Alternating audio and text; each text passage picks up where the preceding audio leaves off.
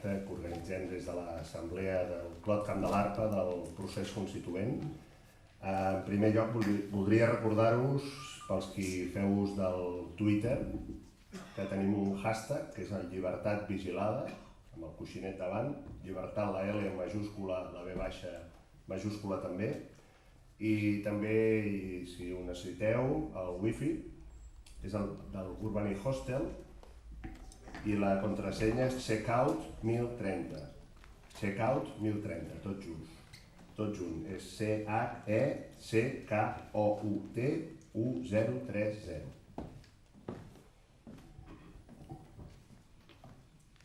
Bé, doncs, en primer lloc agrair a l'Orfeó per acollir-nos, que és on estem. L'Orfeó, com sempre, doncs, al costat de les entitats del barri i de la seva gent. Per tant, el primer agraïment que vagi per endavant.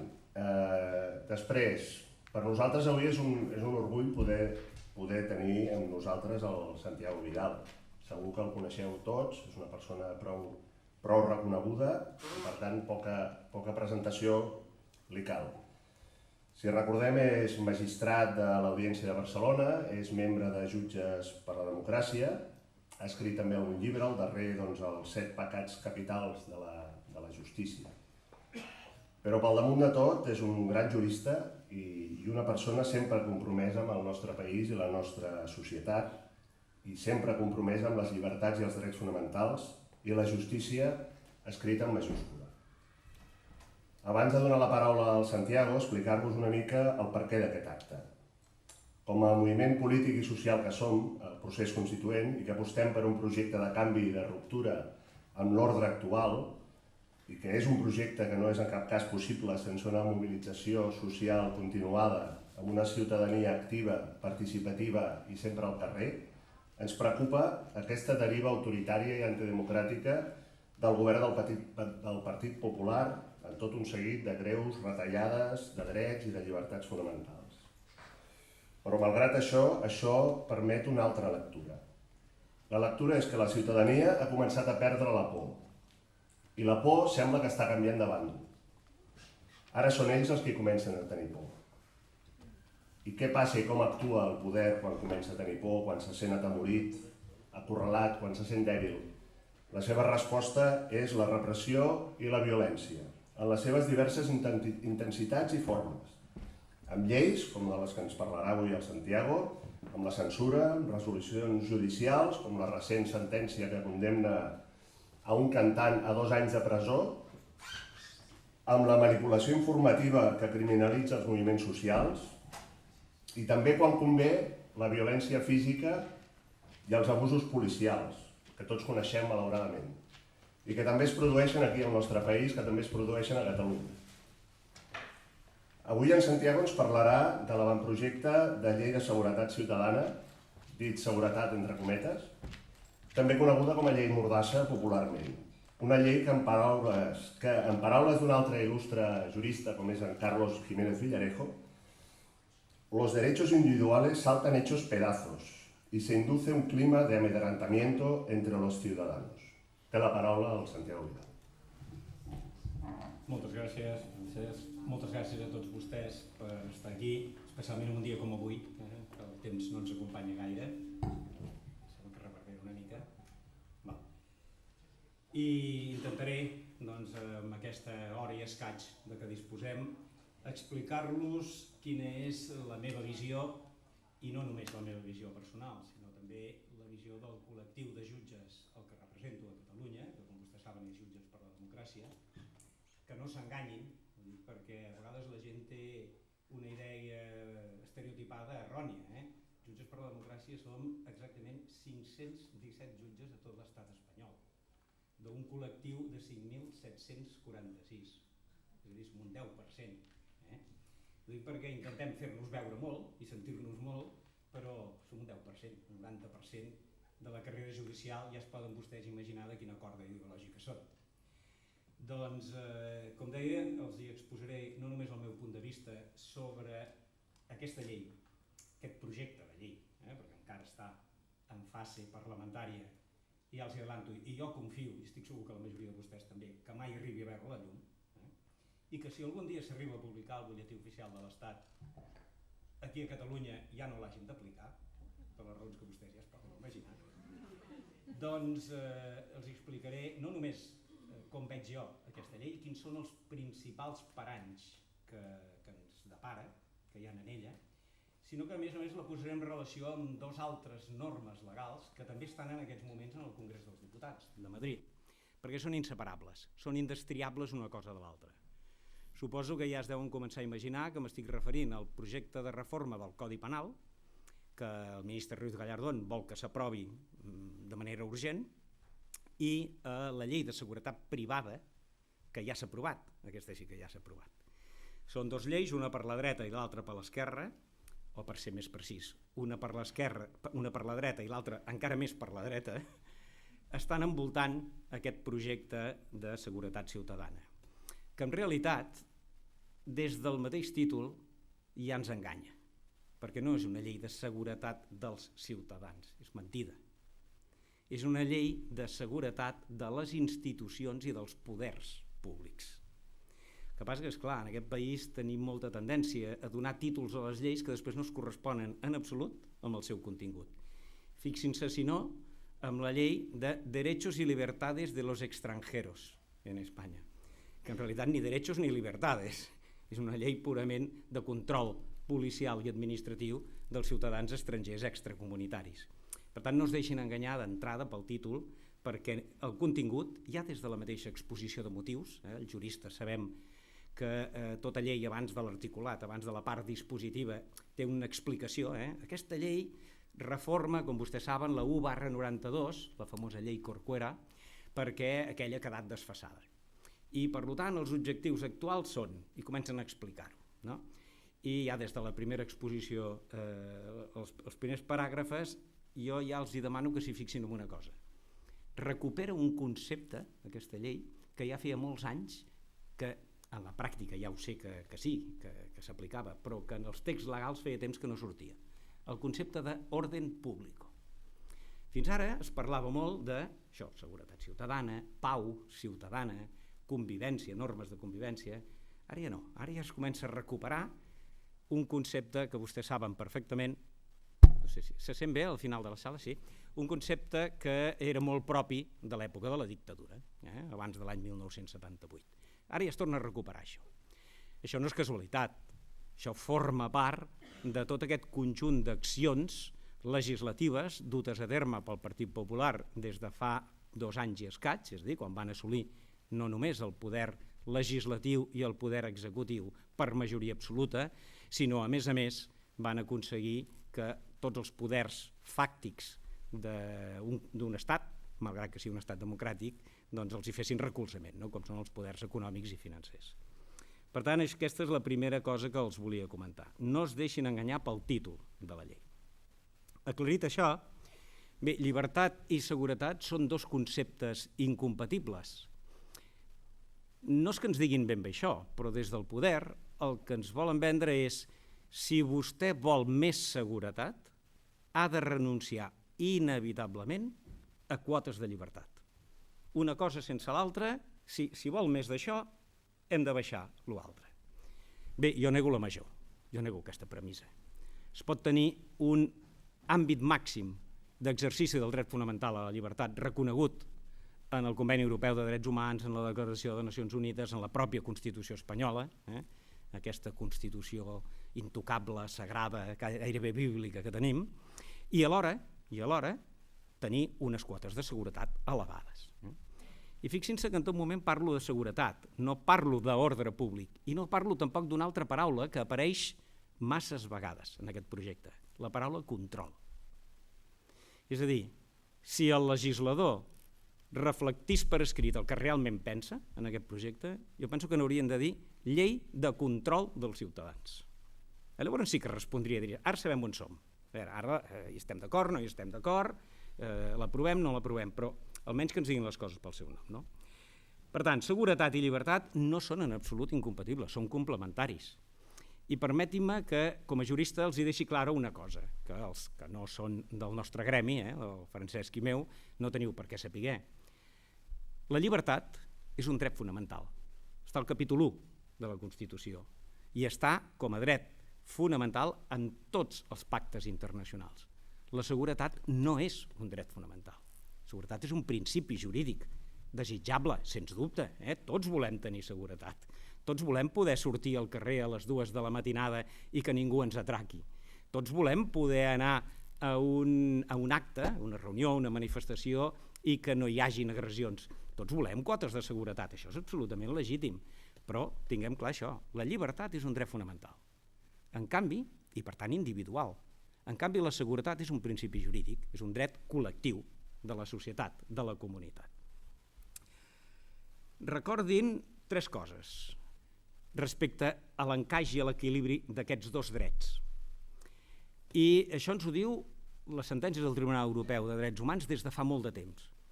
I això ens ho deia també, i perdonin l'exordi, però jo com a jurista, com a jutge, ho he de dir, i això ens ho deia també des de fa molt temps, des de l'any 1981, el Tribunal Constitucional espanyol.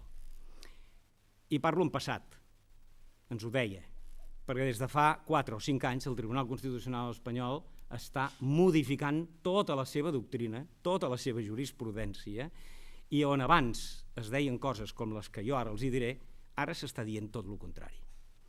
Suposo que això els demostrarà una vegada més fins a quin punt el Tribunal Constitucional espanyol s'ha convertit en un organisme estrictament polític, no en un tribunal. Per tant, jo una de les coses que fa temps que demano és que li canvin el nom, que li diguin una altra cosa, si volen, però que no li diguin Tribunal Constitucional, perquè no és un tribunal. El tribunal ha de tenir imparcialitat, objectivitat, independència, i bé, el Tribunal Constitucional espanyol fa molts anys que dissortadament ha perdut totes aquestes característiques. Doncs, com els deia, fins fa uns quants anys, tant el Tribunal Europeu de Drets Humans com el Tribunal Constitucional ens recordava 4 coses, amb aquest binomi seguretat-llibertat. Primer, que la llibertat és consubstancial al ser humà. Tot ser humà és lliure de fer tot allò que vulgui, sempre i quan no vulneri els drets d'una altra persona. Per tant, la meva llibertat on acaba? La de tots i cada un de vostès. Acaba on comença la llibertat de l'altre, del que tenim al costat. Número 2. Tot allò que no està prohibit per la llei està tàcitament autoritzat. Per tant, no ens serveix de res que ens diguin escolta'm, és que això no està previst a la llei. Perdoni, si no està previst vol dir que no està prohibit, no? Per tant, si no està prohibit vol dir que ho puc fer, que sóc lliure de fer-ho. Tercer, que qualsevol restricció d'aquest dret fonamental a l'exercici de la llibertat individual i col·lectiva, qualsevol restricció ha d'anar precedida d'una resolució motivada. És a dir, si es tracta d'un decret del govern o es tracta d'un acte del Ministeri de l'Interior, un reglament, o es tracta d'una sentència judicial, s'ha d'explicar per què. No n'hi ha prou amb dir, escolti'm, prohibeixo això. No, vale, molt bé. I ara digui'm per què. Expliqui'm per què. Perquè vostè, com a autoritat pública, està restringint un dret fonamental. Per tant, ha de ser motivat. Perquè si no és motivat, ja es poden imaginar vostès quina és la conseqüència. Una arbitrarietat absoluta. I els hi poso un exemple d'arbitrarietat absoluta que fa molts anys, és més, fa segles, que patim en aquest estat a la península ibèrica. Els indults. Jo no sé si algú de vostès s'ha molestat, segur que no llegeixen el BOE, deuen tenir altres coses bastant més interessants que fer que llegir-se el boletí oficial de l'Estat cada dia. Però si vostès s'hi fixen, els decrets que publica el Consell de Ministres, reunit tots els divendres, és a dir, demà en tornarem a tenir un altre exemple, del que ara els explicaré, reunit el Consell de Ministres els divendres, que diu, reunido el Consejo de Ministros, hemos decidido indultar o no indultar al señor tal del delito por el que había sido condenado por el tribunal número tal. Punto. Firmado el ministro de Justicia y rubricado por el rey, porque el derecho de gracia e indulto l'otorga el rei. Fixin-se, això, més arbitrarietat que això, és que no hi ha res, perquè està dient al poder executiu, invadint funcions del poder judicial, que tot aquell procés, tota aquella investigació, tot aquell judici, aquella sentència que han dictat els tribunals i que té 15, 20, 30 pàgines la sentència on es condemna algú, que no serveix per res. Que no serveix per res, perquè ells decideixen lliurement si allò s'ha de complir o no s'ha de complir. I home, com a mínim que ens expliquessin els motius, no? Els motius ja els saben. El Consell de Ministres, quan es reuneix, diu: a veure, quants indults tenim demanats a sobre la taula? Que proposa el ministre de Justícia. 10. D'aquests 10, coneixem algú? Ah, no, doncs tots denegats, fora. N'hi ha algun que sí que el coneixem? Sí, hombre, mira, un dels últims indults concedits. Una persona que no coneixia ningú, per cert. Però no sé si vostès ho saben, i ara me'n vaig decidir del tema, però és que em sembla que és important centrar això. Una persona que no coneixia ningú, a València, que conduint de manera temerària i sota l'efecte de begudes alcohòliques va matar 2 persones que creuaven un pas de vianants. No sé ni com es diu aquest senyor, però quina casualitat, el seu abogat defensor era el fill del ministre de Justícia, que és advocat, el fill del senyor Ruiz Gallardón. És a dir, el pare indulta els clients del seu fill. Home, més arbitrarietat que això, vostès em perdonaran. El meu col·lega de València, que va celebrar aquest judici i va dictar aquesta sentència, no sabia si tirar-se directament pel pont del riu Túria i suïcidar-se o deixar la carrera judicial. Va estar uns dies dubtant entre una cosa i l'altra. Afortunadament no va fer cap de les dues. Bé, per tant, motivar qualsevol restricció de qualsevol dret fonamental. Això és un principi bàsic en un sistema democràtic de dret, perquè és la transparència, és quan hi pot haver control de la societat sobre la discrecionalitat de l'administració. I quart, proporcionalitat.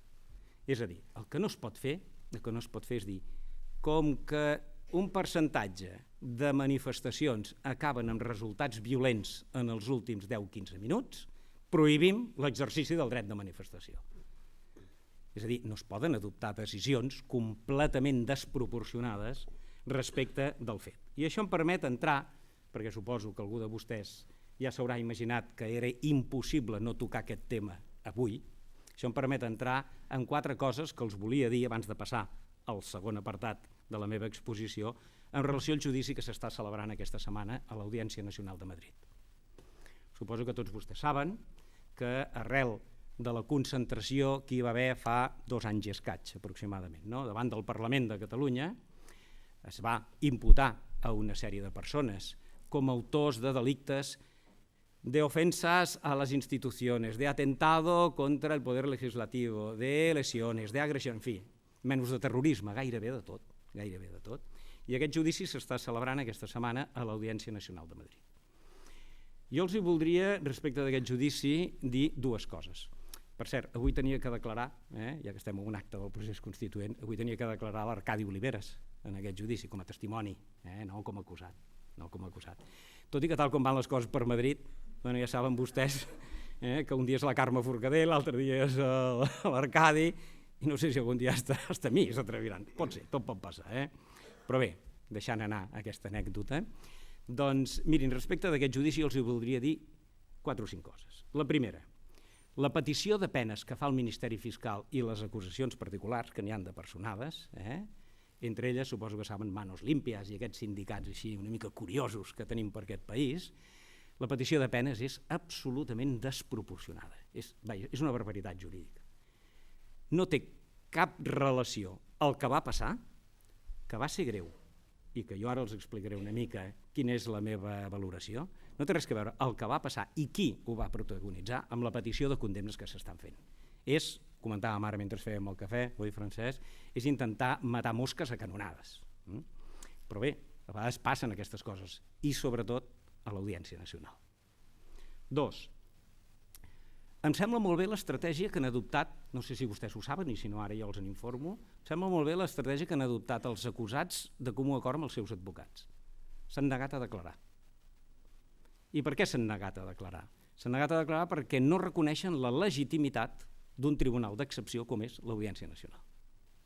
Ells diuen, si hem fet alguna cosa mal feta i se'ns ha de jutjar pel que han fet, on ho van fer? A Catalunya, que se'n jutgi en un tribunal de Catalunya. I això és el que diu la llei. Per solventar això, els han acusat de delitos contra les institucions de l'Estado, etc., delictes d'àmbit estatal. Per tant, és una estratègia correcta, no reconèixer la legitimitat del tribunal. Ara bé, té un problema, que suposo que vostès ja se n'hauran adonat. Al callar, al fer ús del seu dret a no declarar, s'han negat a ells mateixos poder explicar les causes per les quals estaven allà. És a dir, des del punt de vista de legitimitat ho entenc i ho comparteixo, des del punt de vista de deixar escapar una oportunitat d'or per dir, i escolti'm, no, és que vam anar allà, i amb independència de si vam fer o no vam fer determinats actes concrets, per expressar la nostra protesta social per això, per això, per això i per allò altre. Per tant, fixin-se que a vegades les valoracions també han de ser una mica ambivalents. Tercera cosa que els volia dir. No ens enganyem. Per més legítims que siguin els fins, no tots els mitjans són vàlids. I jo això com a jutge ho he de dir.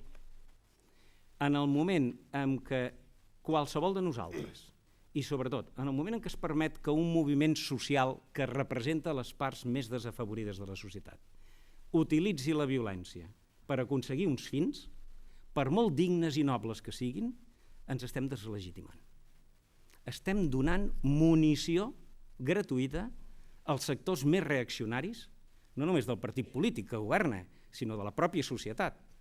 Per tant, amb això s'ha d'anar molt al compte i s'ha de tenir les idees molt clares. Jo ja sé, i algú de vosaltres segur que ho està pensant en aquests moments, que, home, que on es reuneixen 10, 15, 20.000 persones és molt difícil controlar que no hi hagin 200 gamberros, que acaben fent sempre el que acaben fent. Ja ho sé que és molt difícil, però tinc la sensació de que a vegades no fem tot el possible des de les organitzacions que convoquem determinats actes, no fem tot el que sí que estaria a les nostres mans per evitar que passin aquests incidents que sempre passen al final. I per tant, en aquest sentit, jo sempre que tinc l'oportunitat de parlar amb qualsevol entitat que organitza actes similars, els dic, sobretot amb això heu de ser especialment curosos, perquè si no,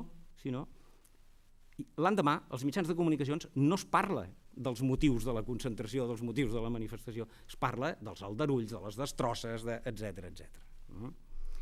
I per últim, jo crec que és un error que gent com nosaltres, que més o menys tenim un mínim de sensibilització respecte d'aquests temes, els posem tots, els que participen en aquests fets, en el mateix sac. Jo no sé quants d'aquests acusats i acusades que estan aquesta setmana compareixent davant de l'Audiència Nacional de Madrid, jo no sé quants són innocents i per tant senzillament estaven allà en el moment en què van passar els fets i els hi ha tocat rebre, o quants realment van participar d'una manera violenta en uns actes que vostès han vist perfectament com jo a través dels mitjans de comunicació, empentes als diputats, ruixar amb esprais de pintura també diputats, impedir el pas amb un diputat que a més era cec. Home, hi ha coses que fan un mal enorme, aquesta imatge val més que 1000 paraules. Per tant, hem de saber sobretot destriar el gra de la palla. Si no, correm el risc, si els defensem a tots de manera indiscriminada, correm el risc de desautoritzar-nos nosaltres mateixos davant d'aquests sectors reaccionaris. Us he volgut dir això perquè és un fet que passa aquesta setmana i ja que tenim l'oportunitat de parlar del dret a la llibertat de manifestació, de concentració i d'expressió versus la seguretat, doncs em sembla que era important. Permetin-me que els hi faci una recomanació que no tenen per què seguir, ja els ho adelanto. S'ha publicat fa molt pocs mesos aquest llibre que es diu ¿Quién controla a los controladores? Els asseguro que és una meravella. És curteta, com poden veure, però té molt de contingut, molt. L'ha publicat Carlos González Zorrilla, que és un professor d'universitat i que col·labora habitualment, per exemple, és el que està defensant en nom d'Iniciativa per Catalunya Verds i d'Izquierda Unida al Congrés dels Diputats a Madrid l'oposició a la reforma del Codi Penal del ministre Ruiz Gallardón. De veritat que és una lliçó, perquè és un home que hi toca molt, és una lliçó de com el poder polític i les cloaques de l'Estat tenen 1000 mecanismes per esquivar tots els controls d'una societat democràtica. Un d'ells, i aquí en parla, els famosos agents encoberts provocadors d'aldarulls a les manifestacions. Fixin-se, quantes vegades se n'ha parlat d'això? Milers. Quantes vegades s'ha demostrat i s'ha detingut algun d'aquests agents i se l'ha jutjat? Ni una. Ni una. Per tant, els recomano, si algú de vostès no té altra cosa millor que fer, que llegeixin aquest llibre perquè val la pena. I ara entro ja directament. Miren, jo tinc aquí, i els ho vull ensenyar perquè és gruixut, té exactament 132 pàgines. Això ha sortit aquest dilluns. Saben què és? Es l'informe del Consejo General del Poder Judicial rechazando el proyecto de ley orgánica de protección de seguridad ciudadana. Els ensenyo perquè, home, es pot escriure molta cosa, amb tot això. I per mi és molt important, saben per què? Perquè imaginin-se si és una barbaritat aquest projecte de llei del ministre de l'Interior, que el propi Consejo General del Poder Judicial, que és un organisme molt conservador, on estan els jutges elegits pel propi Partit Popular, com a majoria, li està dient al govern, escolti'm, això no pot passar. És obligatori que totes les lleis, no sé si vostès ho saben, abans de ser enviades al Congrés dels Diputats, tinguin un informe del Consell General del Poder Judicial i un informe del Consejo d'Estado. No són informes vinculants, és a dir, el que diu aquí no obliga al Ministeri ni obliga al seu dia als senyors diputats a l'hora de votar, però són informes preceptius. No sé si m'explico, és a dir, no es pot enviar un projecte de llei al Congrés dels Diputats sense que hi hagin aquests informes, no se'ls poden saltar aquest tràmit.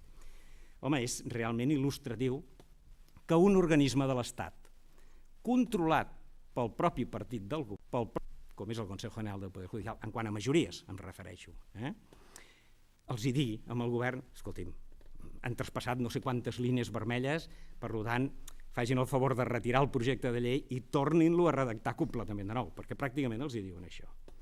I mirin, en síntesi, aquest informe qüestiona el següent, i jo el comparteixo força, els he de dir que el comparteixo força. Hi ha alguna cosa que aquí no hi és i que jo també hauria posat, i si vostès m'ho permeten després ho afegiré. Primer, que aquest nou model de seguretat ciutadana no és en realitat un model de seguretat pública. És un model de seguretat, com els he avançat una mica abans, de les persones que tenen càrrecs públics.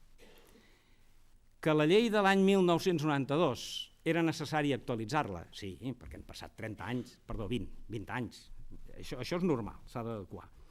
Però que l'objectiu és que als carrers hi hagi ordre i que ningú s'atreveixi a anar davant del Congrés dels Diputats a Madrid o s'atreveixi a anar davant de l'habitatge de la vicepresidenta del govern, la senyora Soraya Sáenz de Santamaría, a cridar en veu alta la seva protesta social, aquest és l'objectiu d'aquesta llei. Clar, això l'any 92 no passava. Ara sí, els famosos escratxes, com vostès saben.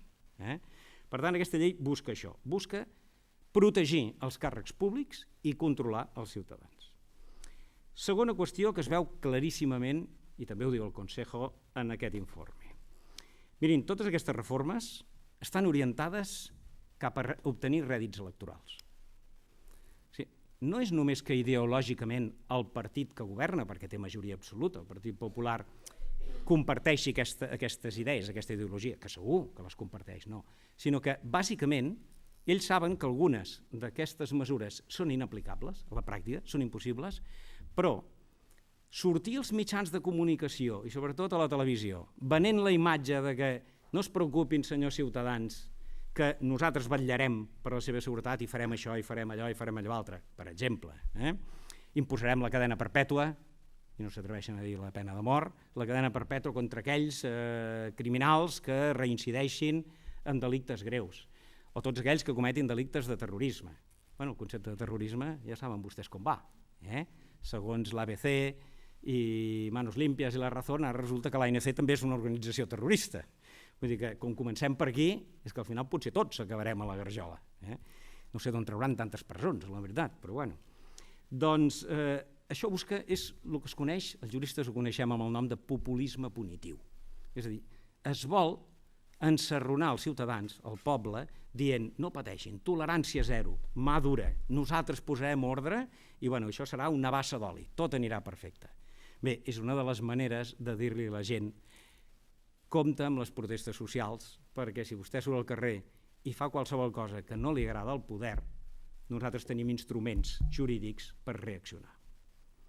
Tercera cosa. Bé, perdonin un incís amb aquest tema dels rèdits electorals.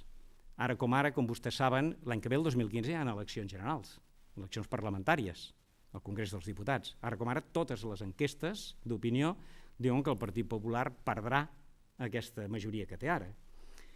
No ho sé, d'aquí un any ho veurem. Jo no m'atreveixo a fer pronòstics, entre altres coses, perquè no sóc sociòleg, no? Però pensin una cosa, el partit que en aquests moments està pujant en expectatives de vot, que és UPyD, té una filosofia molt similar en aquests aspectes el Partit Popular. En la qual cosa no s'enganyin, potser sortirem del foc però caurem a les brases. Per tant, d'això n'hem de ser conscients. Quarta cosa que els volia comentar en relació a l'informe. Mirin, aquesta llei és, abans els he comentat, és complementària d'una llei que ja s'ha aprovat fa molt poques setmanes, la llei de seguretat privada, que com vostès saben és la llei destinada a marcar les línies frontereres entre quines són les funcions i competències dels agents de l'autoritat, la policia, i quines poden exercir els vigilants de seguretat de les empreses que existeixen en relació a això. Suposo que han llegit alguna cosa i hauran vist que la nova llei atorga un ventall de possibilitats i competències enormes que ara no tenien els agents de seguretat privada, com portar arma fora de l'establiment, com poder perseguir, per exemple, dins de Zara, no? Hi ha un vigilant de seguretat que veu que unes romaneses estan portant una peça de roba. Fins ara, la llei només permetia a aquest agent de seguretat privada retenir en aquesta persona, decomissar-li, evidentment, l'objecte que pretenia emportar-se i identificar-la. I avisar immediatament a les forces de seguretat pública perquè vingués una patrulla de policia local dels Mossos d'Esquadra a fer la feina següent, és a dir, a detenir-la si calia, si havia comès un delicte, és a dir, si el que s'estaven duent valia més o menys de 400 euros, que és la línia fronterera entre els delictes i les faltes, o mirar si té una ordre de recerca i captura, perquè a vegades aquest tipus de persones, com vostès saben, cometen pràcticament cada setmana un delicte, amb la qual cosa és allò de la multireincidència, a vegades tenen 10-12 ordres de recerca i captura per diferents procediments. No? Però tot això ho havia de fer la policia. Amb aquesta llei ja no. Amb aquesta llei els agents de seguretat privada poden perseguir aquesta persona fora de l'establiment, pel carrer, poden portar arma, per tant, poden fer ús de l'arma enmig del carrer, fixin-se, agents de seguretat privada que no han passat per un any de formació a l'escola de policia de Catalunya, i a més també poden fer una altra cosa, els escorcolls personals. Això també estava prohibit fins ara, això només ho podien fer els agents de la seguretat pública, no? Doncs mirin, per què aquesta llei ha vist la llum i per què s'està ja implementant? Doncs els hi donaré dues dades que potser no saben i que en l'àmbit jurídic i polític sí sabem. Una, l'any 2000, a l'estat espanyol hi havia 23.000 vigilants de seguretat privada. L'any 2013 són 114.000. De 23.000 a 114.000 vigilants de seguretat privada, amb només 12 anys, 13. És una barbaritat, com es poden imaginar. En canvi, les forces de seguretat, Guàrdia Civil, Policia Nacional, Mossos d'Esquadra i Ertzaintza, són pràcticament els mateixos. Per què? Perquè no hi havia pressupostos per augmentar les plantilles de policia pública. I vostès diran, bueno, i això, a part de la ideologia que hi ha darrere, què més hi ha? Doncs mirin, les dues empreses més importants de tot l'estat espanyol, és a dir, que tenen el volum més alt d'agents de seguretat privada, una està presidida pel senyor Marcelino Oreja, exministre franquista, i l'altra està presidida per un exministre del Partit Socialista Obrer Espanyol. És a dir, hi ha uns interessos econòmics evidents també darrere, no només interessos polítics, i això és bo que ho sàpiguen. Un següent apartat que els volia comentar a vostès és el següent. El paper dels mitjans de comunicació. Hem d'anar molt en compte. Els mitjans de comunicació són efectivament el quart poder, és veritat. Jo a vegades inclús dic que tenen més poder ells que el poder judicial, per exemple, que en teoria som el tercer. Per tant, primer hi hauria el legislatiu, perquè evidentment és el que aprova les lleis, l'executiu. Jo penso que després haurien de venir els mitjans de comunicació, perquè tenen una capacitat d'influència sobre l'opinió pública enorme, i un altre poder és el poder judicial. Evidentment, en Montesquieu, quan el segle XVIII va fer la divisió de poders, els tres poders, aquest dels mitjans públics de comunicació no existia, i per tant no en va parlar gens, però avui en dia qualsevol expert en parla. Doncs miri, els mitjans de comunicació avui en dia dissortadament estan controlats. O bé, no tots, però la majoria, i sobretot els de més difusió, estan controlats o pels partits polítics que governen o per grups econòmics i financers que al seu torn comparteixen interessos amb aquests partits polítics. Per tant, la informació que es dona en aquests mitjans de comunicació, sense ser mentida, perquè mentir no menteixen, però sense ser mentida, té un esbiaix, té una orientació, es posa més èmfasis en unes dades que en unes altres, que porta al ciutadà, sobretot atesa l'allau d'informació que rebem, perquè arriba un moment que ens n'assabentem de tantes coses al final del dia que inclús tenim dificultats per poder-ho assimilar i per poder-hi reflexionar, de tanta quantitat d'informació, no? Però és que la que rebem, una part molt important de la que rebem, està molt orientada, molt. I això què significa? Doncs que no hem de llegir els diaris, que no hem d'escoltar la ràdio, que no hem de mirar la televisió. No, tot el contrari, cap problema. Però sobretot, i permetin-me que amb això els hi faci una petita recomanació, fixem-nos també, a l'hora de llegir una determinada informació o d'escoltar-la, d'on ve, qui ens l'està proporcionant. Perquè no és la mateixa. No ens estan mentint, però sí que d'alguna manera ens estan manipulant aquesta informació. Un tercer apartat que els volia comentar a vostès va en relació a 5 apartats específics de la llei, que la tinc aquí, de la llei que m'agradaria que coneguessin, d'aquest projecte de llei, insisteixo. Primer apartat. Aquesta llei comporta una limitació gravíssima dels espais públics. Fins ara el carrer, les places, són dels ciutadans. A partir d'aquesta llei ja no serà així. A partir d'aquesta llei, qualsevol concentració, manifestació, haurà de comunicar imprescindiblement, no demanar autorització explícita, però sí comunicar amb antelació suficient que es vol fer. La qual cosa, fixin-se, què elimina? Elimina les concentracions espontànies. Em diran, home, espontani, a vegades no hi ha res, però, escolti'm, a vegades sí que és avui per demà, o és aquest dematí per aquesta tarda, en funció de la gravetat dels fets que estan passant, no? El que vol aquesta llei és prohibir això, concretament en l'article 34. Segon, evidentment, quin és l'objectiu, com es poden imaginar? Reduir el mínim possible els actes de protesta social. Això és el que persegueix. Segon aspecte realment preocupant d'aquesta llei. Vulnera, i jo com a jurista ho he de dir, el principi de legalitat. Vostès, que són ciutadans llecs en dret, segur que entendran de totes maneres també perfectament que, per exemple, en el Codi Penal, allò que no està escrit com a delicte no pot ser mai, la conducta d'un ciutadà que no es reflecteix en una conducta concreta recollida al Codi Penal no pot ser delicte, perquè és un principi bàsic del dret, el principi de legalitat. Això està recollit en el Codi, doncs és delicte. Això no està recollit, doncs no ho és. No ho és. I això és un tema, per exemple, que els jutges han fet servir molt.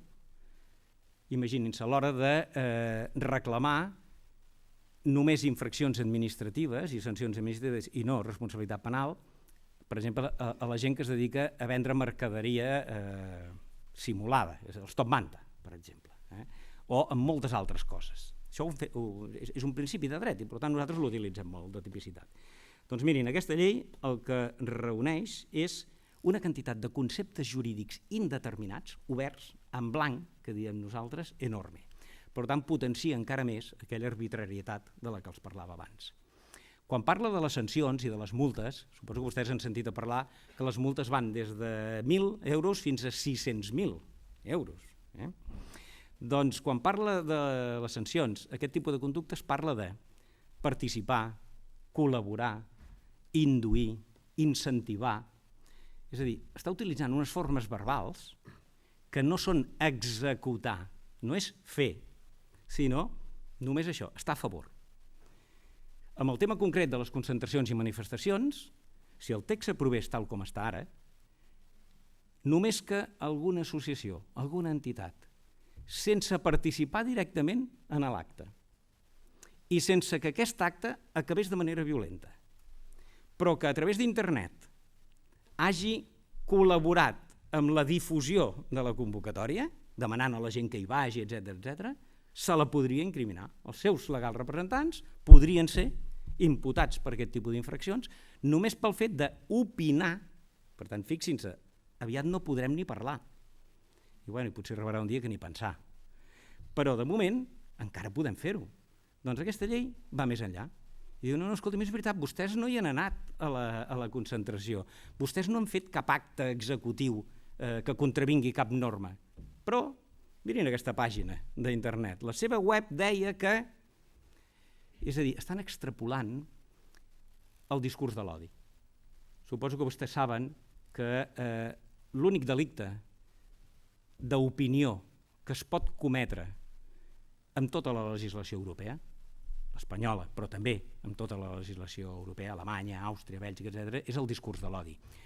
El penjar pàgines web en els que s'incita a la persecució racial, a les agressions per motius d'orientació sexual, homòfobes, etc. etc. I això està fet, és una excepció a la regla general, i això està fet bàsicament per evitar que torni a passar el gravíssim fet com va ser l'Holocaust jueu que va permetre l'Alemanya nazi. No? Però, esclar, és una excepció, motivada per unes causes molt concretes. Intentar traslladar aquesta teoria del discurs de l'opinió al derecho penal de l'enemigo, que diem nosaltres. No? Aquest no opina com nosaltres, per tant és l'enemigo i per tant l'hem de perseguir. Això és el que pretén aquesta llei i evidentment això no ho podem acceptar. I una última cosa.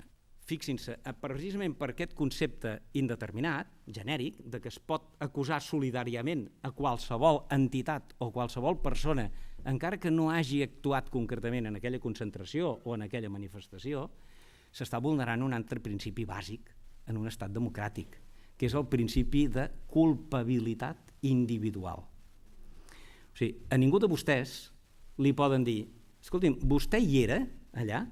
Doncs pel sol fet de ser-hi, encara que els que vagin llançar pedres, els que vagin cremar contenidors, els que vagin agredir, vagin ser uns altres, com que vostè hi era, vostè també paga per ells, perquè clar, no els han pogut identificar, no els han pogut detenir. Això és una barbaritat. Això és fer extensiu, és el ojo del gran hermano. Vostè estava en el lloc inadequat, haver-se quedat a casa. Pam! Home, doncs això hi ha un article, el 29.3, que ho diu: responsabilitat solidària de tots els que participin en les manifestacions, encara que no hagin executat cap acte il·lícit concret. Bé, això efectivament vulnera el principi de culpabilitat, com els deia. I ara permetin-me que acabi amb aquests últims 5 minuts, 10 minuts, i així obrirem el debat, fent una referència explícita a un altre dels drets fonamentals que queda molt malmès amb aquest projecte de llei: el dret a la llibertat d'expressió. Fins ara hem parlat, si vostès s'hi fixen, llibertat de participació en concentracions, en manifestacions, etc. Doncs respecte a la llibertat d'expressió, que és un altre dret fonamental de qualsevol sistema democràtic, aquesta llei conté, mirin, en concret jo he detectat 5, i aquests els afegeixo, perquè l'informe del Consejo General del Poder Judicial passa molt de puntetes per aquests. I jo els afegeixo perquè també em semblen igual de greus. Primer, l'article 35 del projecte permet que la policia identifiqui i inclús detingui, sense que hagin fet absolutament res, aquelles persones que vagin amb la cara amagada, és a dir, amb el rostre tapat, en qualsevol reunió, concentració o manifestació. Jo em pregunto, escolti'm, i si, ja sé que és poc factible la realitat, però i si en aquesta concentració hi van 2 persones que porten d'ètnia magrebí, que per la seva raó de llibertat religiosa porten un niqab i porten la cara tapada, també els identificaran i els detindran, sense que hagin fet absolutament res. I consti que jo estic en contra de que la gent, per motius religiosos, vagin amb la cara tapada, que consti. La llibertat de religió és una cosa i la submissió de la dona als criteris masclistes de la interpretació del Coran n'és una altra molt diferent. Però ja saben que aquest és un tema molt polèmic i sobre el que se n'hauria de poder parlar amb molta més calma. Però, fixin-se, no té cap sentit, evidentment és millor que en una concentració tothom vagi amb la cara destapada, sobretot si estàs defensant uns fins legítims i per tant no tens per què amagar-te, no tens res de què amagar-te, no? Però em sembla una barbaritat que es permeti, mirin, identificar encara ho podria entendre, però detenir una persona que no ha fet encara res, que esperin, a veure si aquest encaputxat realment és un dels que al final de la manifestació es dedica a cremar contenidors o a trencar vidres d'entitats bancàries. Aquesta és la funció de la policia, esperar i no actuar abans de. Segona qüestió que per mi també és greu. Se sanciona amb unes multes molt greus les ofenses a la bandera, als símbolos nacionales o als agents de l'autoritat, als agents de policia. Mirin, jo durant uns anys vaig ser professor de l'assignatura de Drets Humans a l'Escola de Policia de Catalunya, dels Mossos d'Esquadra. No ho devia fer gaire bé perquè últimament estan passant algunes coses que francament a mi tampoc m'acaben d'agradar gens, però bueno, deixem-ho estar aquí. Saben què els deia jo amb els futurs agents i agentes, nois i noies? Sempre els deia, mirin, vostès tenen una sort enorme, perquè a final de mes cobraran 3 nòmines. Clar, tots es posaven així, hosti, això és interessant. I els deia, mirin, a final de mes cobraran un sou, 1.700, 1.800 euros, que és el que cobra un agent de policia. Dic, ja sé que haurien de cobrar més, però escolti'm, això és funció pública i ningú es fa ric. Sou número 2. Vostès cobraran la gratificació i l'agraïment d'aquells ciutadans en els que en compliment de la seva funció de protecció vostès els ajudin en una situació de conflicte. Per exemple, aquella víctima que l'estan atracant, que vostè intervinguin i la protegeixin i detinguin el culpable. Aquella persona que té un accident de trànsit i que vostès van allà i l'ajuden i avisen el SEM, el servei d'emergència, etc. I això és molt important, que la gent et digui gràcies per haver-la ajudat. Dic, però cobraran una tercera nòmina, que són insults, patades, mossegades, de tot. I això també va amb la nòmina.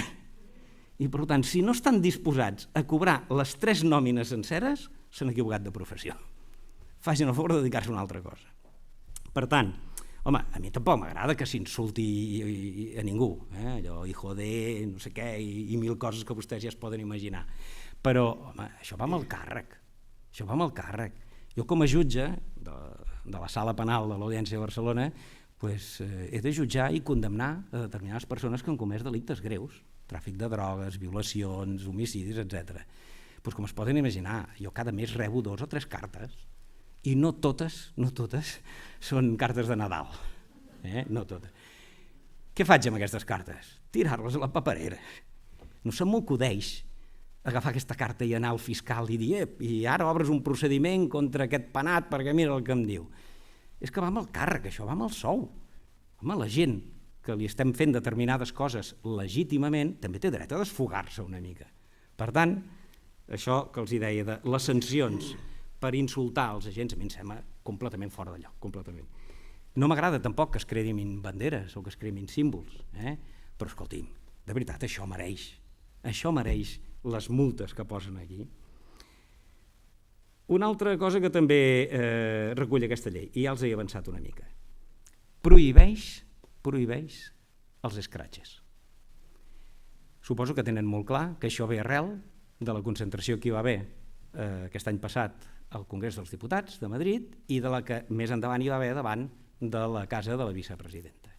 Suposo que saben també, i si no jo els ho adelanto, que els meus col·legues de l'Audiència Provincial de Madrid, perquè aquests casos van ser denunciats per la Fiscalia i van ser portats a causa penal, van ordenar l'arxiu d'aquestes diligències dient que aquí no hi havia delicte de cap tipus perquè no s'havia impedit la circulació dels diputats que podien entrar i sortir, no s'havia impedit que la senyora Soraya de Santa Maria, que es veu que volia sortir a passejar amb el seu fill, amb el cotxet, i no ho va fer, no fos cas que algú l'agredís, i van dir, escolti'm, si vostè hagués sortit, ara sabríem si s'hauria realitzat una actitud violenta o no, però com que vostè va decidir no sortir, doncs llavors no podem culpar a ningú d'una conducta així.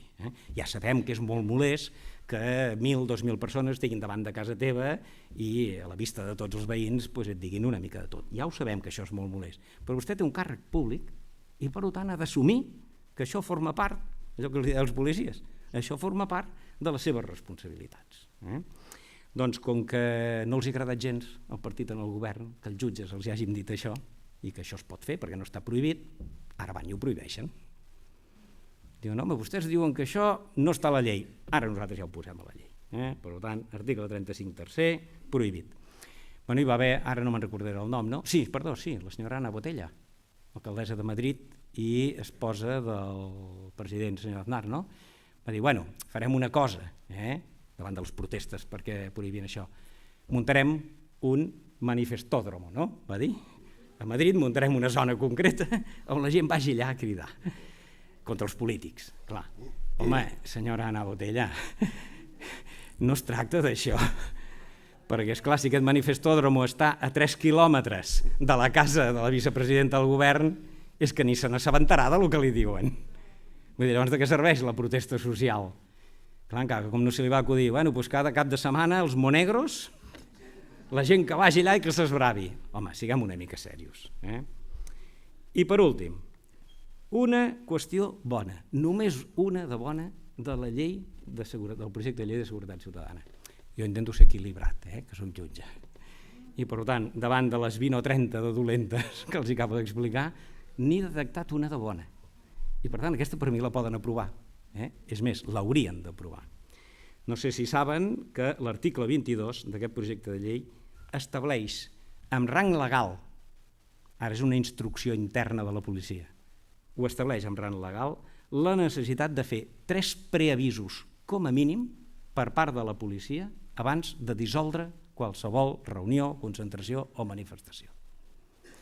A mi em sembla positiu, això, perquè dona l'oportunitat de que aquells ciutadans que no vulguin veure immersos en la reacció policial tinguin l'oportunitat d'anar-se'n del lloc o, si més no, de situar-se en unes posicions que quan hi hagi la càrrega no els enganxin pel mig.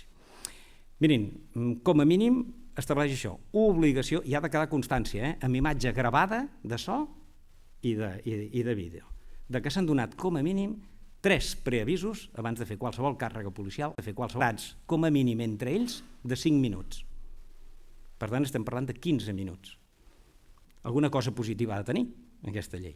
Ja els adelanto que hi ha una instrucció interna de la policia que ja ho diu, aquestes coses, però no sempre es fa.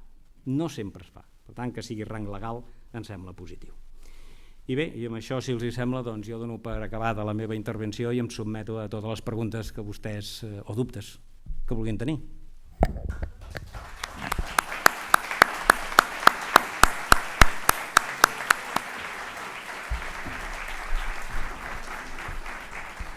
Moltes gràcies, Santiago. Abans de passar al torn de preguntes, un minut de publicitat, ens permetreu. Aquí fora, a la sortida, a la taula trobareu informació de procés constituent. Si voleu participar, col·laborar, rebre informació, us podeu apuntar, hi ha llistes. Si us voleu adherir al manifest del procés constituent, si no ho heu fet, doncs també hi ha uns impresos per omplir-ho.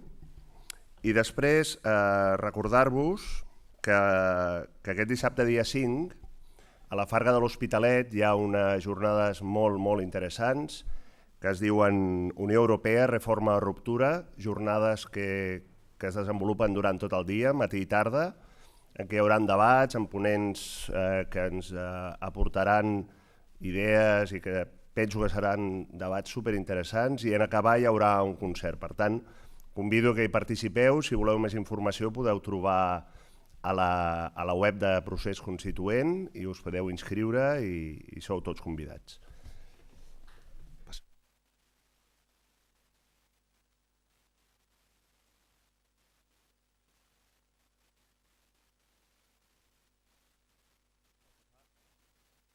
Pel que fa al torn de preguntes, el que sí que preguem és que siguin molt curtes, que siguin preguntes, que, sisplau, no siguin intervencions, per tal de poder permetre que el màxim de persones assistents puguin intervenir i que es pugui generar debat. Gràcies.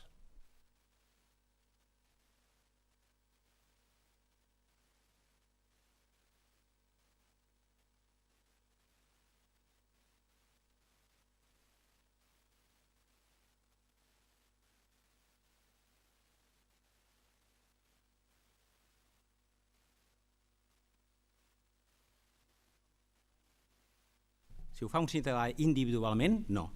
Si ho fa una organització, sí. Sí. Els Mossos han tapat tota la cara. Això està permès? No. No. Ni està permès que vagin sense el número, com saben vostès. Ara, el problema no és que això estigui legislat, que no poden fer-ho, sinó com ho fem complir.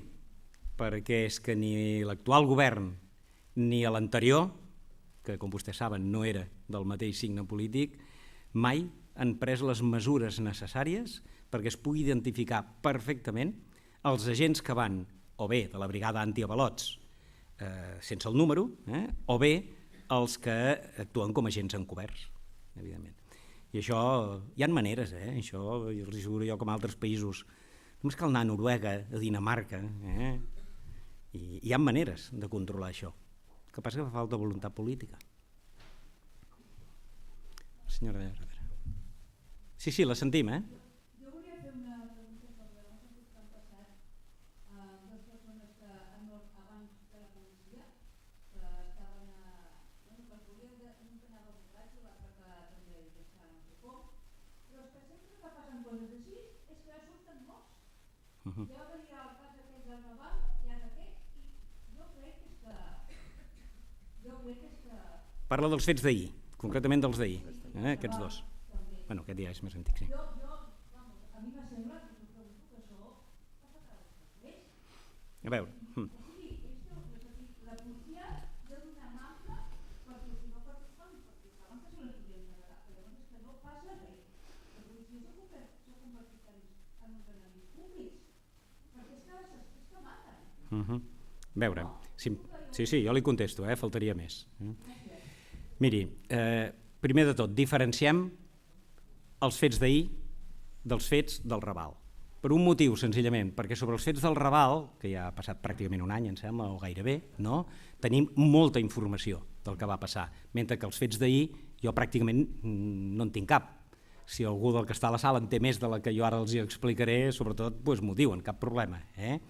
Però dels fets que van passar ahir, un em sembla a la plaça Molina, si no m'equivoco, i l'altre a Salou, va ser així, la veritat és que jo en tinc molt poca informació.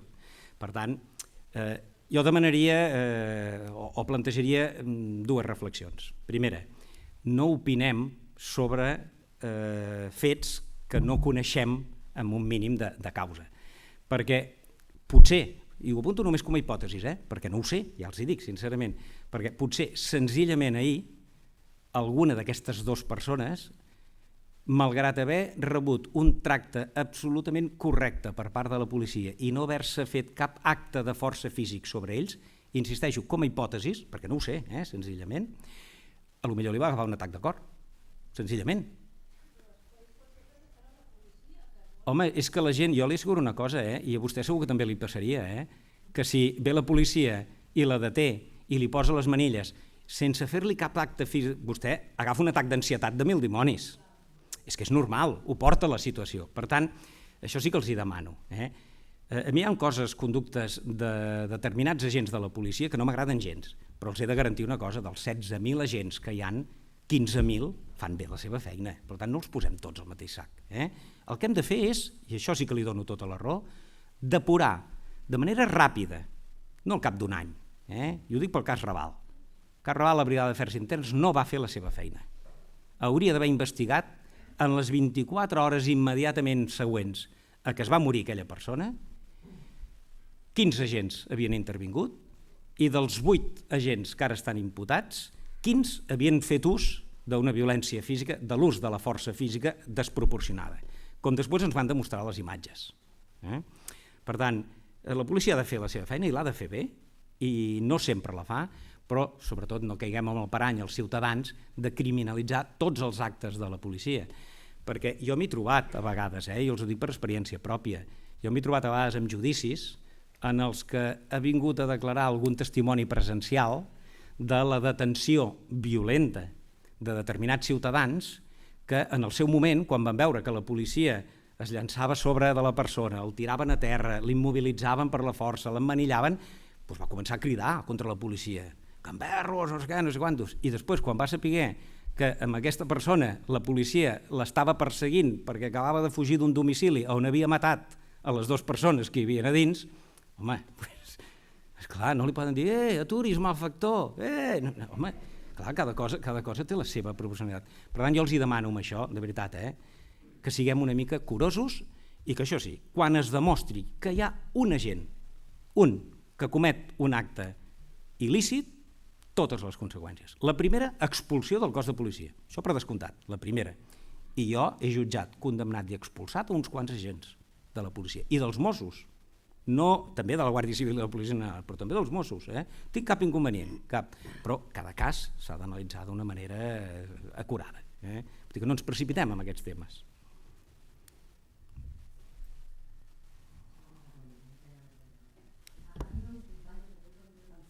Ha sigut la titulajar el club personal, però si resulta que tu com a persona física ets president o representant legal d'alguna entitat, podria haver-hi un problema? Sí. És a dir, no es pot escindir des de l'òptica jurídica vostè com a ciutadana individual que té uns drets del seu càrrec representant d'una entitat. Això no es pot escindir, amb aquesta llei. Per això li dic que està redactada d'una manera tan genèrica quan diu incentivar, promover, convocar, inducir. És que això és tot. És que és tot. Per tant, si algú ha de manifestar el que vulgui a través de les xarxes socials, millor que no sigui un càrrec d'una entitat. Perquè no aniran contra vostè, com es pot imaginar, aniran contra l'entitat, que és el que els interessa.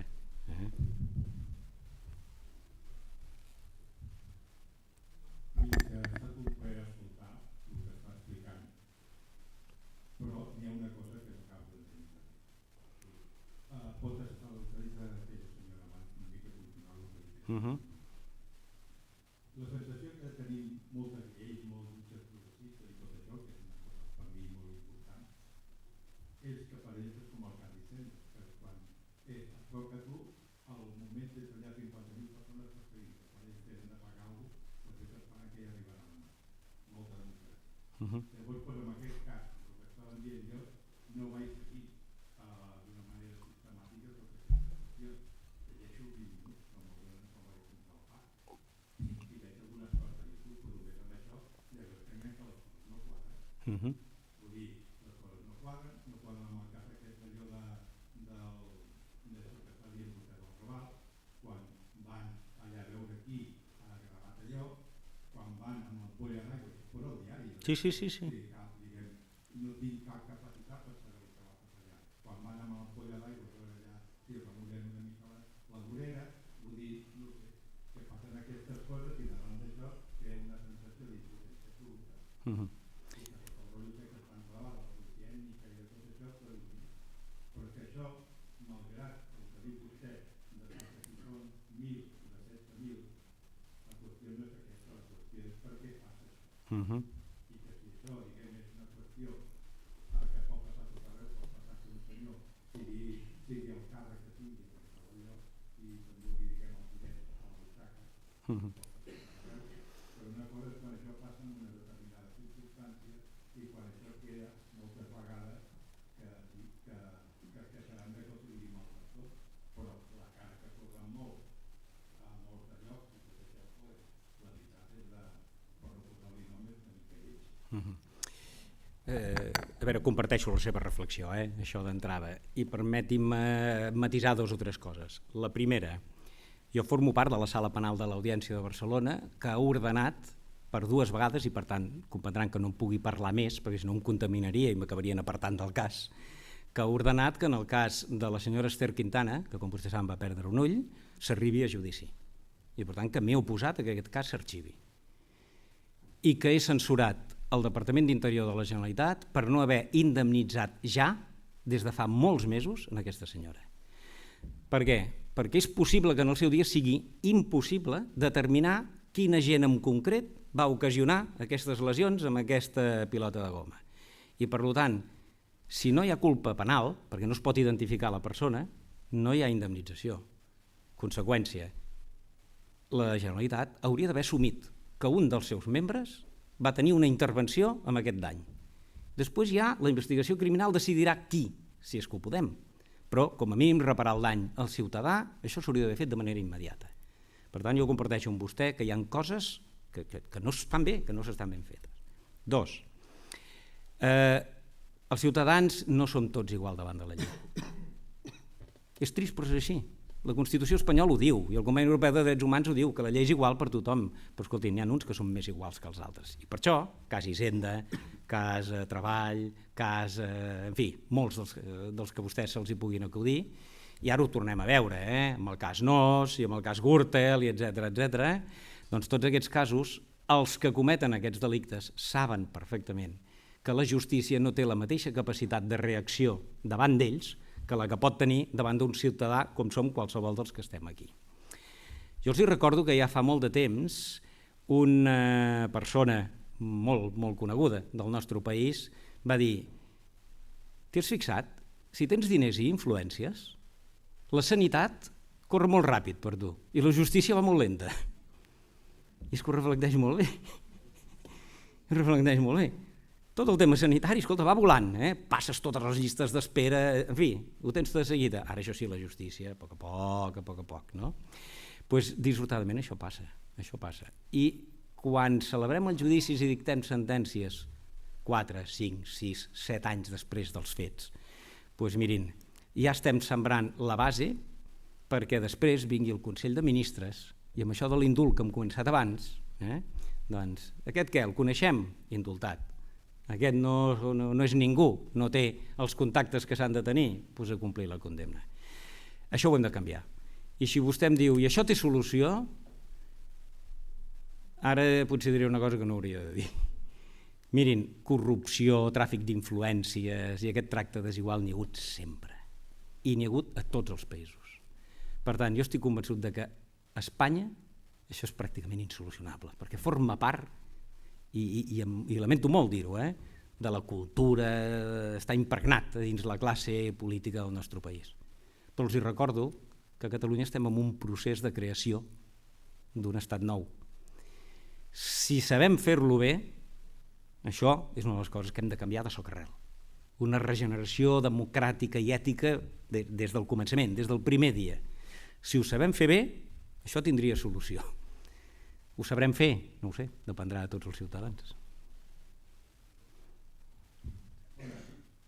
Com és possible que els Mossos d'Esquadra, amb aquest judici que està passant a Madrid sobre les encausades del Parlament, alguns sí que els han identificat perquè tenien antecedents policials, però una de les preguntes que els va fer és com nassos han identificat els altres, els que no tenien cap tipus d'antecedent i com s'ho han muntat.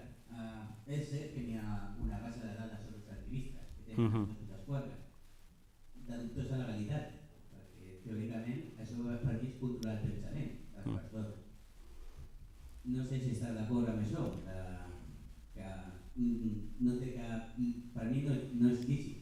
A veure si vostè recorda al començar la meva intervenció, quan he parlat del cas concret del judici que s'està fent a l'Audiència Nacional, he dit que jo estic convençut que no tots els que estan allà asseguts del banc dels acusats, no tots, van participar de manera violenta en aquests fets.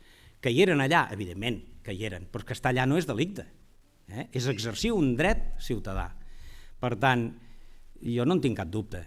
Espero que els meus companys de l'Audiència Nacional, tot i que insisteixo que el millor seria que l'Audiència Nacional desaparegués d'una vegada per totes, tinguin prou objectivitat com per destriar qui sí i qui no. Per tant, alguns d'aquests que vostè comenta, i que a mi em consta, per les informacions que tinc, alguns d'aquests acabaran absolts perquè la font de prova com se'ls ha incriminat no és lícita, no és correcta. Però si la pregunta va una mica més enllà i em diu, escolti'm, aquestes bases policials que es fan servir i que vostè recordarà que hi va haver una època en què inclús es van penjar fotografies, allò el wanted, aquests 100 se buscan por indeseables. Evidentment els jutges ja vam dir que allò era absolutament il·legal i vam ordenar que es retiressin. I si vostè recorda no ho han tornat a veure mai més. El Ministeri de l'Interior i el Departament d'Interior de Catalunya ho van retirar immediatament. Per tant, ja ens hem pronunciat amb això. Això no es pot fer, no es pot fer. Perquè això és el gran hermano del George Orwell i això no ho podem permetre.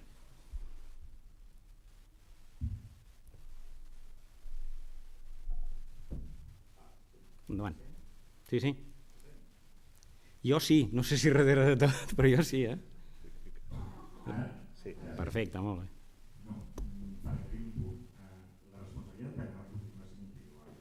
Mhm. Per tant, quan parlem d'això de les organitzacions d'aquest projecte que realitzen Sí.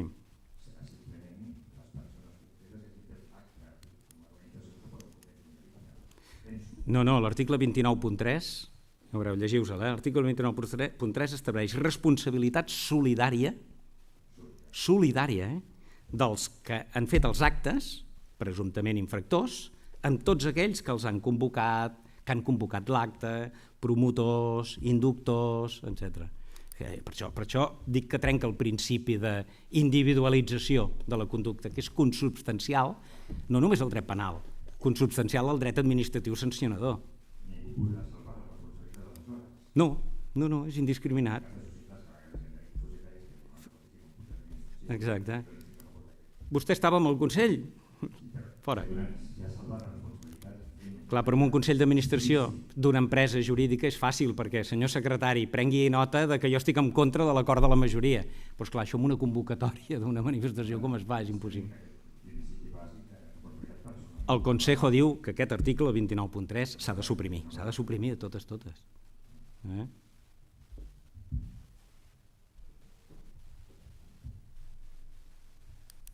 M'agradaria saber la seva opinió envers el jutge Elpidio Silva. No, li puc dir perquè és la vegada número 50 que me la fan, aquesta pregunta. Digui. El poder judicial té alguna possibilitat, algun recurs, alguna forma, com diguéssim els que presideixen, els jutges per la democràcia, davant d'una llei que es considera injusta, de presentar recursos o fer alguna gestió que pugui... Sí, senyor, molt bé. Sí, l'entenc perfectament.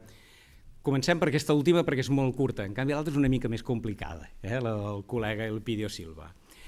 Els jutges, efectivament, tenim la competència perquè si considerem que una norma, una llei que hem d'aplicar, perquè estem obligats a complir la llei, els primers, no?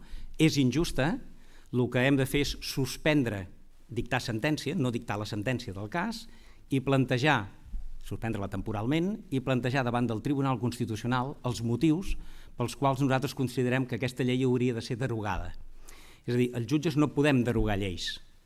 El que sí que ho pot fer és el Tribunal Constitucional. El Tribunal Constitucional li pot dir al Congrés: aquesta llei és inconstitucional, ens ho ha plantejat el jutge tal, i escolti'm, hi tenen tota la raó. Fixin-se un cas molt recent, la llei hipotecària. El meu col·lega, el jutge mercantil Fernández Seijo d'aquí a Barcelona, ho va plantejar al Constitucional. El Constitucional no li va donar la raó, llavors ho va plantejar el Tribunal Internacional de Justícia de la Unió Europea. I el Tribunal de Justícia va dir: té vostè tota la raó, aquesta llei és una barbaritat, és inconstitucional, vulnera aquest dret, i ha obligat el Congrés dels Diputats espanyols a canviar-la. Després l'han canviat com els hi ha donat la gana, tot s'ha de dir, però ara està molt millor que com estava abans. Per tant, sí que tenim aquesta facultat. I la fem servir de quan en quan, molt pocs jutges. Mirin, per exemple, jo, i perdonin la falta de modèstia, l'any 1997, jo i uns quants jutges més, molt pocs, no passàvem d'una dotzena, vam suspendre tota la tramitació de tots els judicis en els que els acusats, fixin-se a l'època que els estic parlant, 1997, tots els acusats ho eren pel delicte de negativa a realitzar el servicio militar obligatorio. Això havia sigut un delicte durant molts anys en el Codi Penal. Nosaltres vam dir que això era una barbaritat, que això atemptava al dret fonamental a l'objecció de consciència, en fi, una sèrie de coses, i al final ens van donar la raó i l'any 2000 van obligar el Congrés dels Diputats a derogar aquest article, i ara ja no ho és, des de l'any 2000. O sigui que ho podem fer. Ja li adelanto que no ens donen la raó gairebé mai, però de quan en quan plantejar-ho també fa reflexionar. I anem a parlar un moment del col·lega Elpidio. Mirin, el meu col·lega Elpidio Silva, del jutjat de Madrid, va fer una cosa que està, des del punt de vista ètic, molt ben feta, però des del punt de vista jurídic no es pot fer.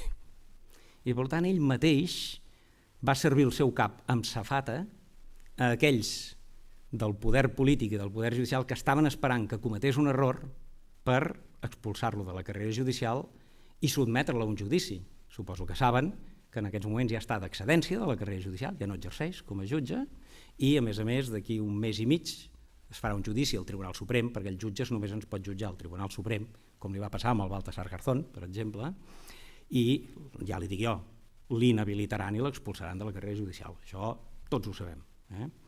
Què és el que va fer? Arrel de la investigació contra el president de Caja Madrid, el senyor Blesa, com vostès saben, va decretar una presó provisional per delictes d'estafa, defraudació, etc., una presó provisional eludible si consignava una fiança de 200.000 euros. Jo no sé per quins motius ell es va pensar que no la consignaria, perquè són molts diners, no? 24 hores és el que va tardar el senyor Blesa en trobar 200.000 euros i els va consignar. Conseqüència, haver consignat la fiança queda en llibertat provisional. Això no li va agradar amb el meu col·lega, amb el Elpidio, i va dir, pues res, d'aquí una setmana torno a ordenar que el detinguin i el torno a posar en presó provisional. I això no es pot fer. Això no es pot fer, per què? Perquè durant aquesta setmana el senyor Blesa no havia comès cap altre delicte. Si hagués tornat a delinquir sí que es pot fer. És a dir, ha quedat en llibertat provisional en fiança i el primer que fa és cometre un delicte. Llavors, per què el tornes a ingressar a la presó? Pel nou delicte que ha comès, no per l'anterior, perquè l'anterior ja està en llibertat provisional. No va cometre cap delicte durant aquesta setmana i ell el va tornar a tancar a la presó. Clar, l'audiència van posar recurs, les defenses, el fiscal, tothom va posar recurs i en una setmana l'audiència li va revocar aquella decisió. Per tant, es va equivocar. L'objectiu era bo, legítim, però el mitjà utilitzat no era l'adequat. Ara bé, l'acabaran expulsant de la carrera judicial per aquest motiu, però jo els he de confessar una cosa. El company Elpidio Silva ha estat sancionat ja 2 vegades per coses molt més greus que aquesta. Per tant, ha estat sancionat i amb fets provats, demostrat, no són acusacions, són fets que s'han demostrat. Va estar sancionat durant 6 mesos per assetjament sexual de les auxiliars administratives femenines del seu jutjat. Jo l'hauria expulsat llavors, perquè a mi això em sembla gravíssim per part d'un jutge que aprofiti la seva autoritat per assetjar sexualment el personal administratiu que està sota les seves ordres. Per tant, ja en aquell moment ja em va semblar molt malament que només li posessin 6 mesos de suspensió de sou i feina. Jo l'hauria expulsat immediatament llavors.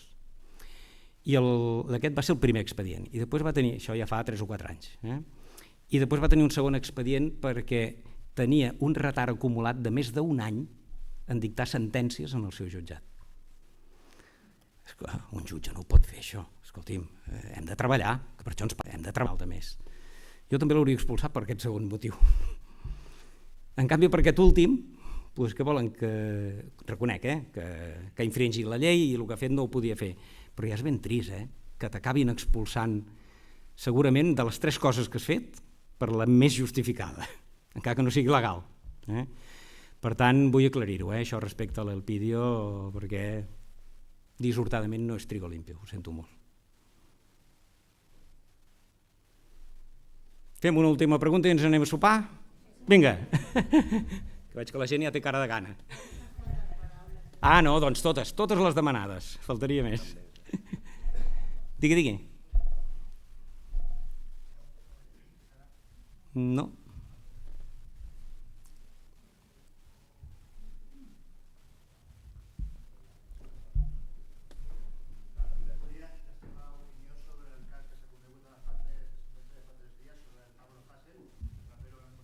Ah.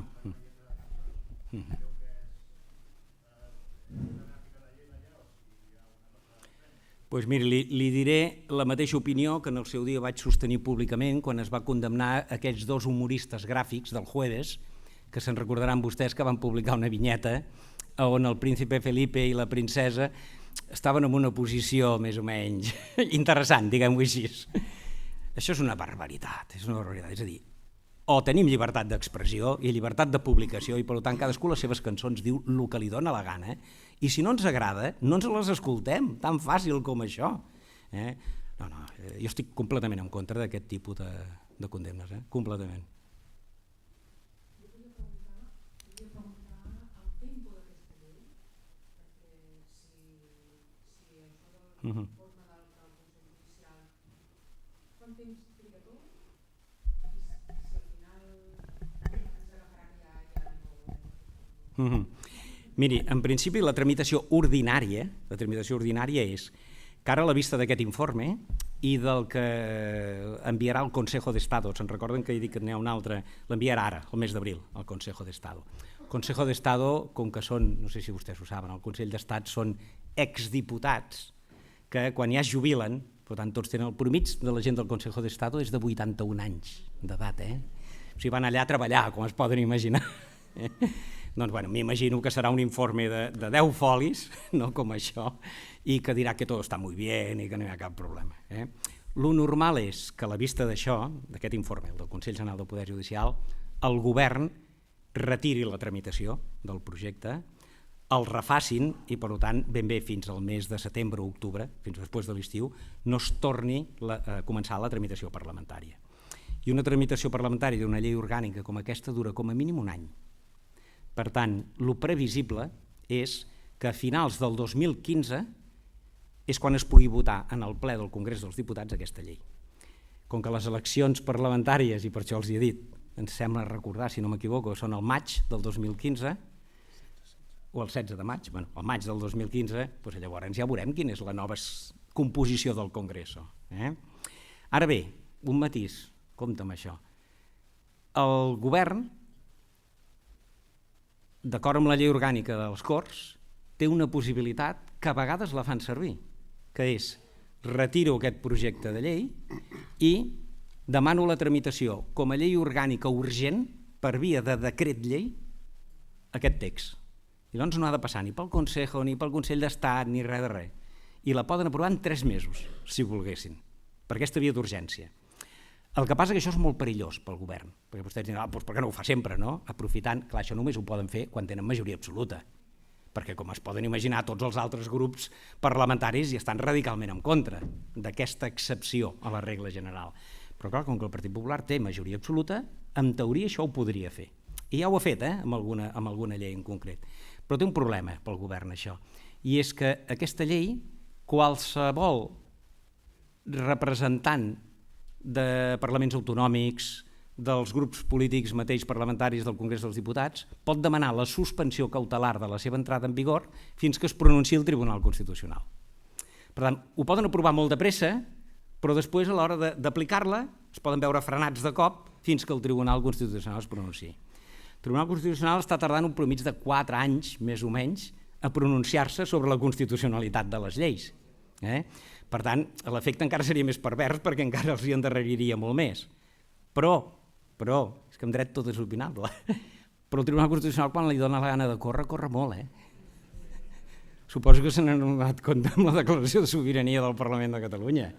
Jo no els havia vist treballar mai tan de pressa, mai, i han anat volant. Aquesta és més o menys la previsió.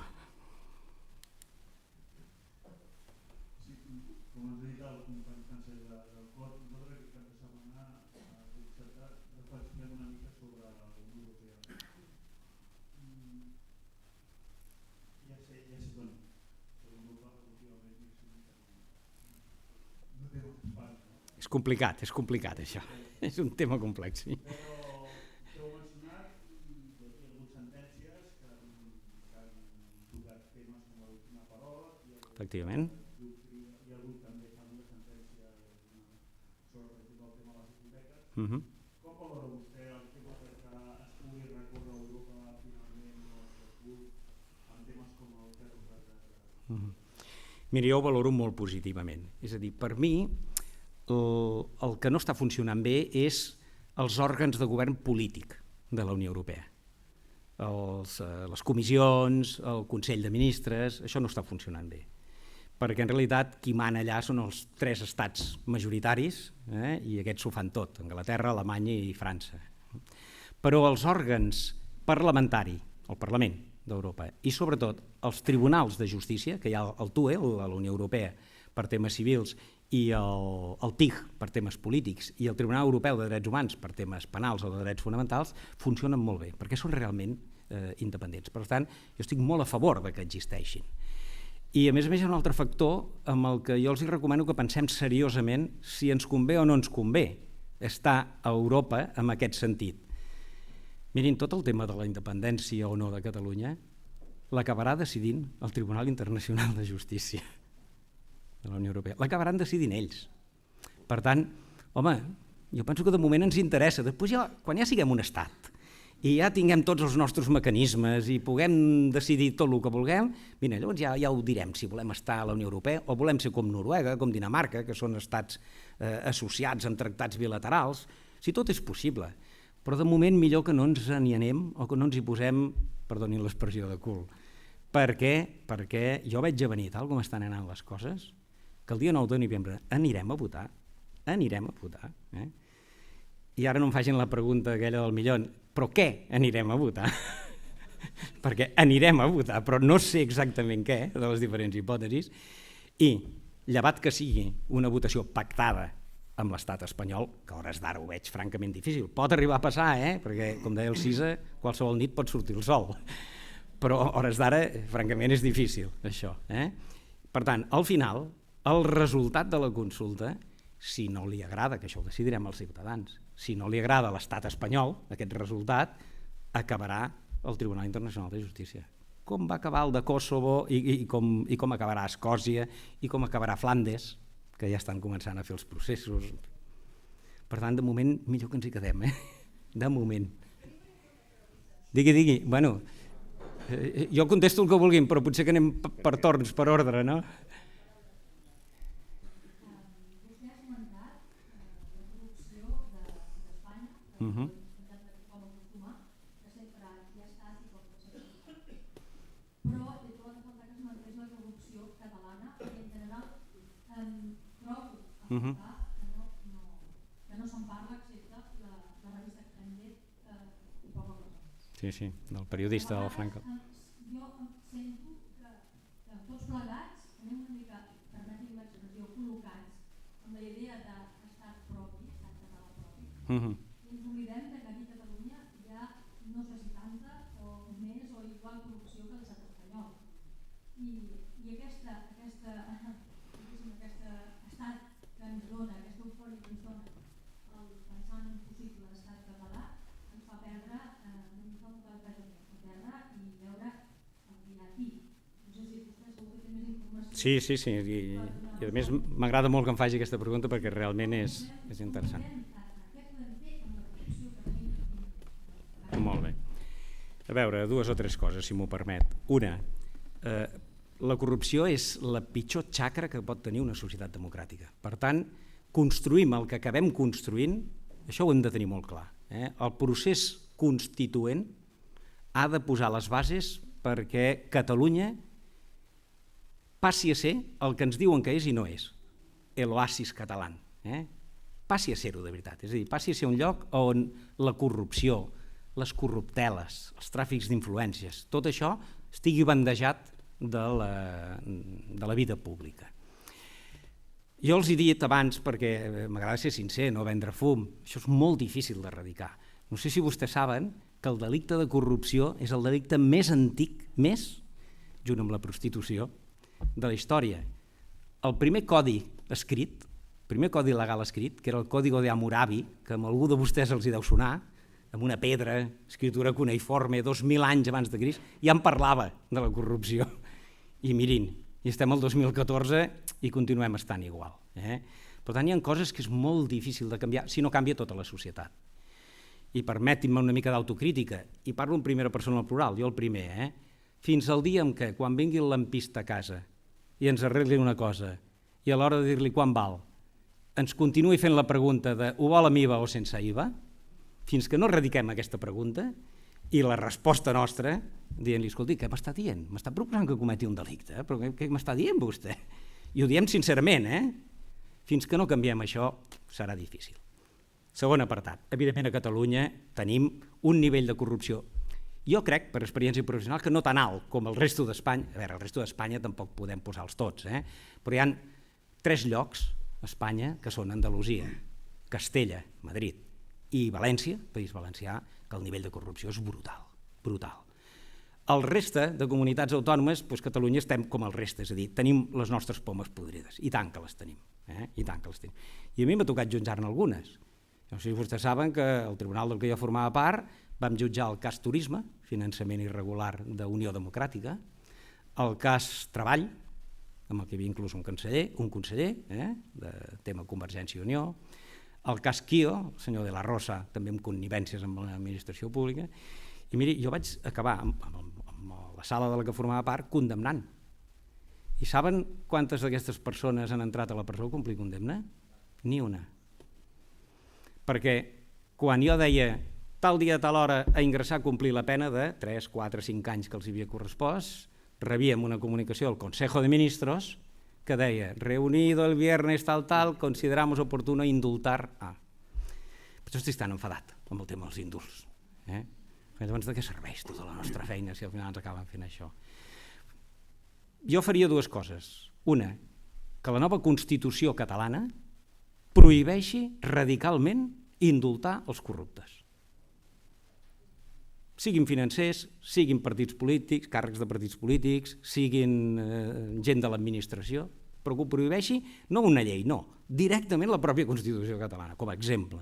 I dos, que quan fem aquest procés constituent, si l'acabem fent, procurem entre tots que en els òrgans de representació, sobretot el Parlament, que és la representació de la sobirania popular, hi hagi molta més gent que no siguin de partits polítics, que hi hagi molts independents, molts representants d'organitzacions transversals, gent de l'ANC, gent del procés constituent, gent de... Els partits són necessaris, compte, són molt necessaris, però hem de trencar d'una vegada per totes aquesta dinàmica burocràtica de l'aparell del partit que es reflecteix en una imatge que per mi ho diu tot. Quan han de votar alguna cosa, hi ha un del partit que aixeca un dit, 2 dits o 3 dits, i els altres, com a borregos, voten allò. Jo em negaria. Si a mi em diuen, escolta, em vols ser diputat? Depèn. Podré votar el que jo amb consciència vulgui i cregui que beneficia els meus electors? Ah, no, home, la disciplina del partit, no? Doncs que no hi comptin. Per tant, hem de canviar aquestes dues coses. Situar-nos en aquest escenari hipotètic d'un estat independent, la pregunta seria, és necessari constituir-nos ràpidament un tribunal constitucional, hem de bastir-lo, o hi ha altres fórmules? I en cas afirmatiu, quins criteris creu que hauria de tenir la composició d'aquest tribunal? Aquesta és una pregunta que necessita molta estona per contestar-se, però miri, li faré un resum d'1 minut, perquè la setmana passada vaig fer una conferència al Born, al Moment Zero, que cada mes fan conferències sobre aquest tema, i el tema era aquest, és a dir, el nou poder judicial de la hipotètica República de Catalunya. En síntesi, jo allà el que venia a defensar, i els adelanto, que l'informe que està elaborant el CAT, el Consell Assessor per la Transició Nacional, respecte a les 19 estructures d'estat, una d'elles, evidentment, la justícia, va una mica en aquesta línia. La meva opinió és la següent. Catalunya, la República de Catalunya, no ha de tenir Tribunal Constitucional. El que ha de tenir és un Tribunal Suprem de la República on hi hagi una sala civil, una sala penal, una sala laboral, una sala contenciosa administrativa i una sala especialitzada en temes constitucionals, però no un tribunal a part. Llavors, l'important que és com elegim els 5 jutges o jutgesses que han de formar part d'aquesta sala. I per mi, la manera que jo he proposat, i que em sembla que van una mica per aquí, és d'aquests 5, que no en fa falta més, no cal que paguem a més gent, no fan falta els 20 que tenen a Madrid. D'aquests 5, mirin, un que l'elegeixi, home o dona, insisteixo, que l'elegeixi els ciutadans en eleccions lliures quan hi hagi eleccions parlamentàries. És a dir, qui es vulgui presentar, que es presenti com qualsevol altre ciutadà. Evidentment ha de ser un jurista de prestigi, per descomptat. Per tant, un dels magistrats, designació directa per part de la ciutadania. 2, designació per part del Parlament, de la nova república, això sí, amb una majoria qualificada de 2/3, de manera que no hi pugui haver un sol partit que l'escolleixi, com ara passa a Madrid. El Partit Popular escolleix els seus 3, 4, 5 membres del tribunal. Aquí haurien de ser com a mínim 2 o 3 partits, és una majoria qualificada de 2/3 parts. Tercer magistrat, elegit pels síndics locals. Síndics locals o defensors de la ciutadania són els representants en els municipis dels ciutadans. Per tant, i n'hi ha de Convergència, d'Esquerra, de PSC, del PP, doncs, ben transversal. I pensi que estem parlant de centenars de síndics, per tant no es pot manipular l'elecció. Quart, elegit per la pròpia carrera judicial, és a dir, els aproximadament 1.000 jutges que serà la planta, ara som 756 exactament a Catalunya. Es necessita que per tenir una justícia de qualitat i que funcioni bé i ràpida, que no sigui lenta sobretot, necessitarem uns 1.000 jutges. Doncs que entre els 1.000 jutges escollim, que també en som de moltes ideologies diferents, com es poden imaginar, escollim també un dels nostres companys com el que té més prestigi i qualitat. I el cinquè l'hauria d'elegir, i ara ja m'he perdut, el món jurídic, advocats, procuradors, facultats de dret, és a dir, el món d'experts en aquest àmbit. Si vostè s'hi fixa, si els elegim, aquests 5, a través d'aquestes vies, és impossible manipular-los políticament. És impossible. I un tribunal constitucional, a part que la gent que hi hagi sigui bona i entengui, l'important és que sigui independent, que no sigui, bueno, pues a ti te vamos a nombrar porque a cambio de los favores que així és com funciona ara. Aquesta és la idea. Bé, doncs ja estem. Moltes gràcies, Santi, per haver-nos acompanyat i a tots vosaltres per haver estat amb nosaltres. Bona nit.